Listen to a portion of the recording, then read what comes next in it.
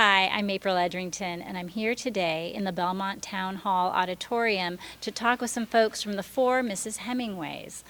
We have playwright Robert Pushkar, director Steve Bogart, and producer Paul Boghosian. Thanks for coming out. We really appreciate you being here today. Oh, it's marvelous. My family roots go back to the 1930s in Belmont, and I've been involved in TV and film producing and theater producing. It's the first time I'm doing anything in Belmont. So it's personally exciting and thrilling for all of us here. Well, welcome back. We're so happy to have you. Well, while I have your attention, Paul, why don't you tell me a little bit about your interest in telling the Hemingway story and why you think there may be audience interest in hearing about this story? I think of all of the writers of the 20th century, Hemingway is still alive. If you look at the number of books that still come out, articles of interest having to do with his biography, he lived the life that he wrote about. He was truly an heroic personality. He was an unusual personality. He's a personality that you don't usually find among authors of best-selling books.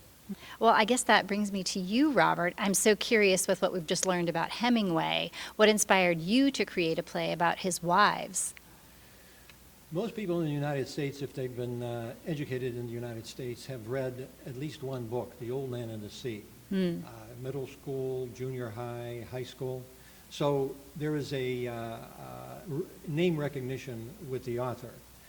But very few people that I've come across know about the women behind the man, his four wives, starting with Hadley, Pauline, Martha Gellhorn, and Mary. And so when I set out to write a play, I thought that there's ripe material to show that that the women he married were each highly individual, independent women, and I think that today's audience will recognize that, and hopefully I did justice to them. Steve, I'm curious to know a little more about what drew you to this play, wanting to direct and be a part of this. Well, I don't know how many, 5, 6 years ago, I think, I did a staged reading at the Nora Theater of a play, and Paul was in the audience, and he came up to me after and said, would you be interested in a project? And I said, sure. He took my email, and I didn't hear from him for 4 years. And then I got an email from him about a year ago. Finally ready. A year and a half ago. He was I cleaning was like, out the inbox. Who is this person? What is he talking about? I couldn't remember at all. And I said, okay, well, send me the script. I'll have a look at it. So I read the script, and then Paul wanted to have lunch, so we had lunch, and I talked about the script and things that I thought needed to be looked at, and I jumped on board with them.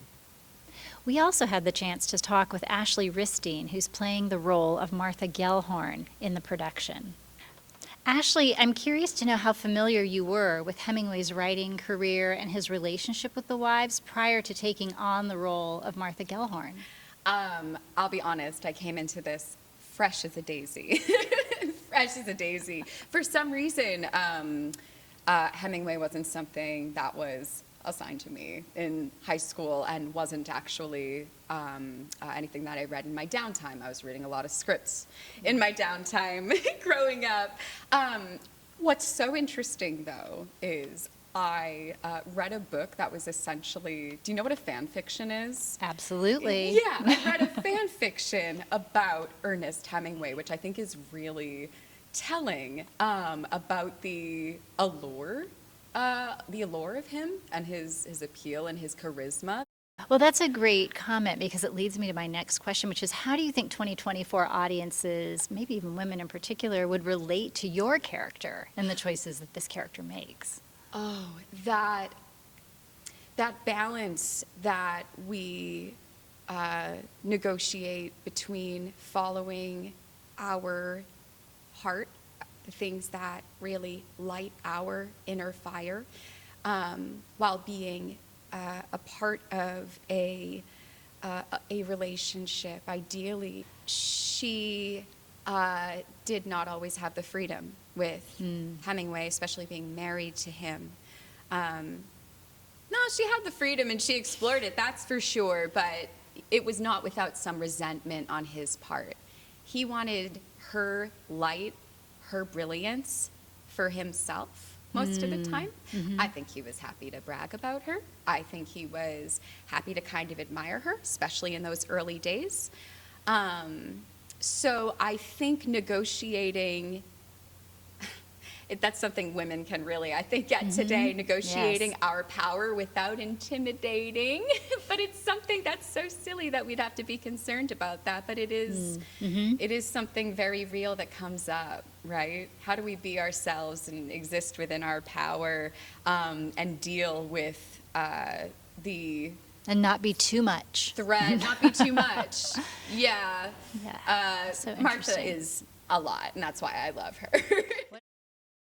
So, Paul, do you have additional hopes and dreams for this? Well, I do. You know, the key thing from a producing point of view is not only casting the talent who's going to deliver the play, but having an ensemble that can be creative with one another and can be open with one another. And one of the reasons I selected Steve, he has a great educational background, and he has a terrific reputation for working with actors and bringing out their best. And Robert and I have been friends for a quarter of a century. And when Robert was retiring from teaching, one of his ambitions was to write a play.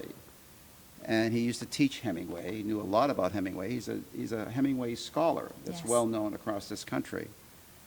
And I said, well, what's the angle? Because you need an angle, because there's so much written about Hemingway. What's new, what's fresh, what's different? Why would an audience be attracted to this? He said, we're going to focus on the wives. Nobody knows the wives. And then, a few years ago, there was a wonderful book that came out written by Paula McLean called The Paris Wife, essentially having to do with the triad relationship between Ernest Hemingway, Hadley, and Pauline. It was an amazing bestseller. And I think that all gave us impetus and confidence that there would be an audience for a story about the wives. And so the play is very revelatory. It's not a seminar. It's an educational experience. It's an informative experience, but tremendously entertaining. And very theatrical. And Steve has done a great job of integrating the music and the Dietrich role and so forth. So I think we want to fill this auditorium because you're all going to enjoy the play. And it's really the gift that we're giving to also Belmont Media, which means so much to this town and has covered so much of our social and political and athletic activities. So it's really a benefit for Belmont Media. And so we're very happy to provide it here. And we're all looking forward to seeing you on June 8th. That's all for now from the Belmont Town Hall Auditorium. Join us on June 8th for the staged reading of The Four Mrs. Hemingways. This is April Edrington for News Now.